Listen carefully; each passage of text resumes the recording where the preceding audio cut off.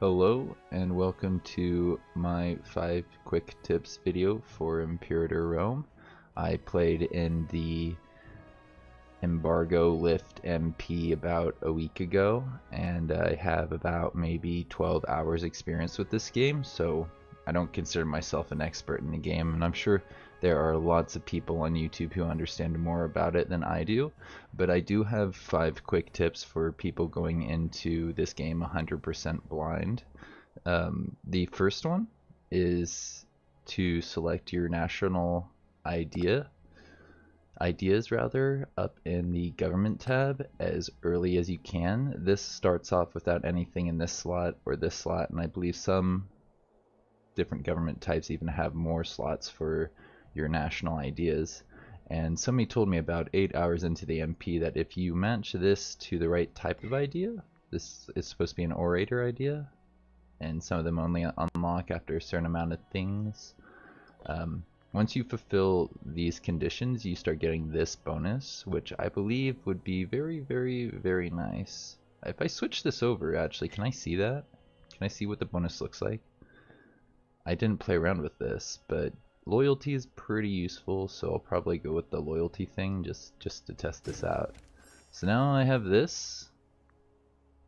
Yes, I get a lot more base income on my research. That would have been that would have been very useful to know at the beginning of the game rather than at the end of the game, because I didn't have a lot of this stuff because I didn't have the passive bonus to spend on buying more ideas.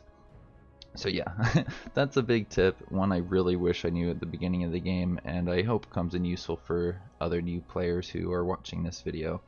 I found out pretty early on that when you, this is tip 2 by the way, I found out pretty early on that when you move slaves it only costs 4 influence, and if you try to move other pops, the freemen, it costs 20, so it's very easy to settle some of the uncolonized territory up here in the north. There's a good way. Yeah, all this empty space is uncolonized, and it's easier to colonize it if you move slaves around. You need 10 pops in a adjacent city. You also need 2 cities near a thing, so apparently I don't have any places around here which I can colonize. Not a single one, because none of my places have 10 pops in it. I could probably move some around though to show off this feature. And not very easily. Oh, here's 10 pops. If I move 6 of them over here, I should be able to do that. Do I have 6 slaves? No, I do not. I don't have the influence to show off the feature I want to show off. This only needs 2. Here, you might be able to move to, was it? Yeah, there. And here. And now I can grab this thing right here. And it kind of makes sense to do that. We got some freemen here. Tribesmen are better for tribes, I think. So yes, the way you grab an uncolonized thing is like that, and it would have been easier if I had slaves in the area, which I could move around really cheaply, but I did not. So yeah, that's that for tip number 2. Tip number 3 is pops are not power in this game. In other Paradox games, the developer of Imperator Rome does other games like this. In those games, pops are very, very useful, and it's almost always worth getting lots and lots of pops. As a tribe, I think I focused a little too much on pops because I don't have very good tech growth. For most of the game, I've been sitting around 10% tech growth, and that's because I don't have enough researchers. I believe if I got more of these, I'd get more researchers, which would also allow me to gain more civics power, orator power, religious power, and military power. But at the same time, it was pretty nice having lots and lots of tribesmen because they give you money and manpower. As a tribe, you're probably going to end up losing a lot of people, especially if you don't have the technology to compete with people around you. So it's nice to have the manpower to reinforce your depleted stacks of stuff. So yeah, that's that was a nice way to learn the game. I know that people don't recommend you start off as tribes, but I enjoyed learning the game as a tribe. It was a bit of a challenge. But yeah, if you're gonna play as a tribe, you may want to go into this tab and promote them to be researchers a little bit faster than I did. I think I heard their average happiness is lower than, yeah, than a tribesman. A tribesman is pretty happy overall, so if you keep tribesmen, your happiness is better, and then that's, I think, good for things like unrest. Not an expert on that, but that's what I understand about pops so far. So let's move on to tip number 4. Right, so when you take people over, when you conquer them, they may have a different culture than you and a different religion group, and if that's the case, you may have to convert them over to make it so they don't hate you and they don't want to kill all of your people. This nation, or this province rather, rebelled because I think they have a bunch of people who are not my people. I think we're Celto-Panean, so maybe they are. Maybe they got converted. I'm confused now. Why would you rebel if you were the right thing? But yeah, essentially when you go into your province view, you can change your autonomy to be a couple different things. And I think the best one that I found for playing as a tribe, for converting these pops over, yeah, this guy's a Zamolexan Dixie or something or other. They're gonna cause unrest if I put them in my place without converting them over.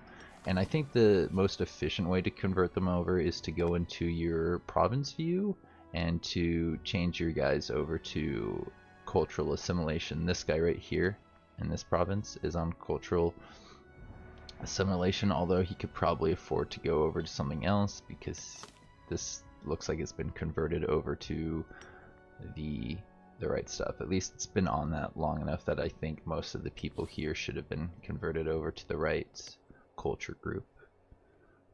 You can go in and manually do it, assimilate, but it costs 20 Orator Power. If you have this do it for you, it will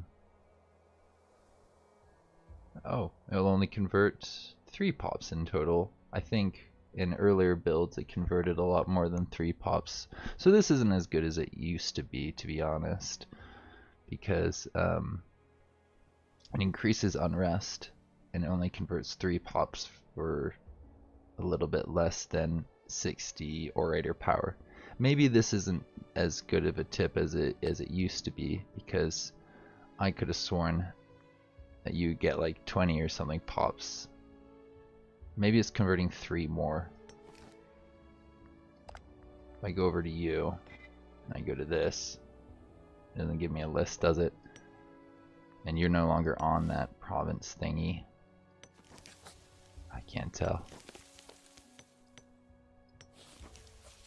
Yeah, it seems to be only 3 pops get converted, which may get tweaked at some point. I'm not too sure. So yeah, maybe this tip is not the greatest tip at this point, but it could change again, that they make those numbers better for people in the future. I'm sure there are other nice things you can choose to make money. Yeah, this improves your happiness while their output goes down. Encouraging trade would probably have been a smart thing to do. Civilization efforts to go for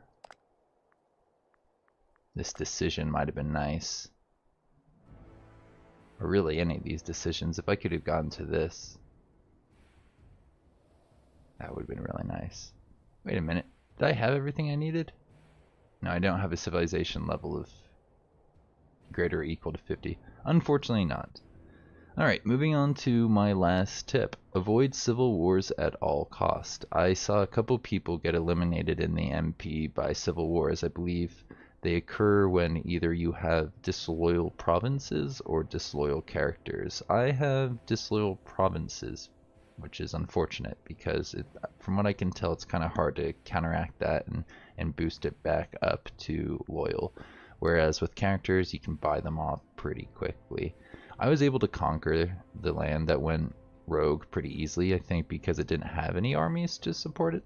But maybe I just got lucky with where things spawned and how much spawned. I'm not entirely sure, but I do know there are some benefits to eliminating civil wars, but I don't think it's worth the hit you take to your treasury and to your manpower and to all those little things. So if you can keep your provinces loyal as well as your commanders, then you probably should.